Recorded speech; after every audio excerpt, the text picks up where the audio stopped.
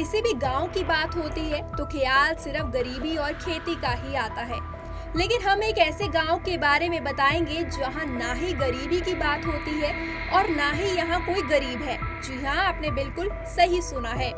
दुनिया में ऐसा एक ही गांव है जो भारत में स्थित है।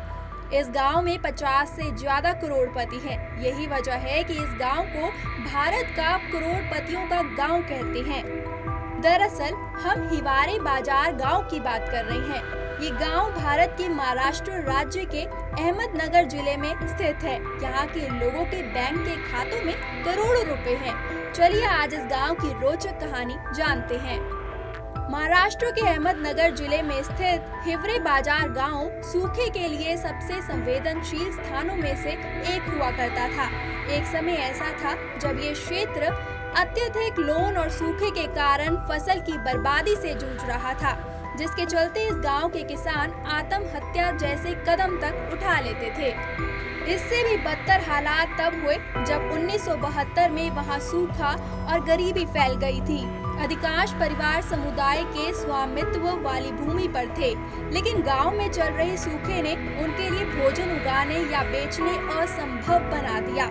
उस समय लगभग 90% लोगों ने बेहतर जिंदगी की तलाश में शहरी क्षेत्रों का रुख कर लिया। साल 1988 तक इस गांव की स्थिति बदतर ही रही।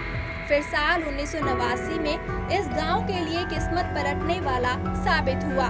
1989 में पोपटराव पवार को सर्वसम्मति से गांव के नेता के रूप में चुन लिया गया। पवार ने सबसे पहले गांव में सभी अवैध शराब के कारोबार को बंद करके धूम्रपान और शराब पीने से जुड़े जोखिमों को खत्म करने पर ध्यान केंद्रित किया।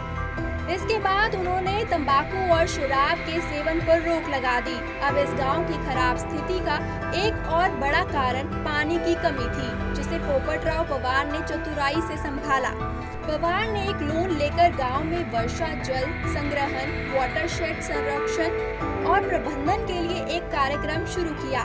ऐसे में लोगों की सहायता से उन्होंने कई जलमार्ग बनाए, जिनमें 32 पत्थर के बांध, 52 मिट्टी के बांध, चेक बांध और बारिश को रोकने के लिए रिसाव टैंक शामिल थे। उन्होंने ज्यादा से ज्यादा पेड़ लगाने पर भी ध्यान केंद्रित किया और ग्रामीणों से पशुपालन और बारिश के पानी को एकत्र करने के लिए निवेश करने में सहायता मांगी। इस गांव का विकास उस समय शुरू हुआ जब वाटरशेड ने स्थानीय लोगों को सिंचाई और विभिन्न फसलों की कटाई में भी मदद की। कुछ ही सालों में इस गांव में खेती फिर से पूरे जोरों पर हो गई और स्थानीय लोगों के लिए राजस्व का मुख्य स्रोत बन गया। अब इस गांव में सभी लोग करोड़पति हैं और गांव को करोड़पतियों का गांव कहा जाता है।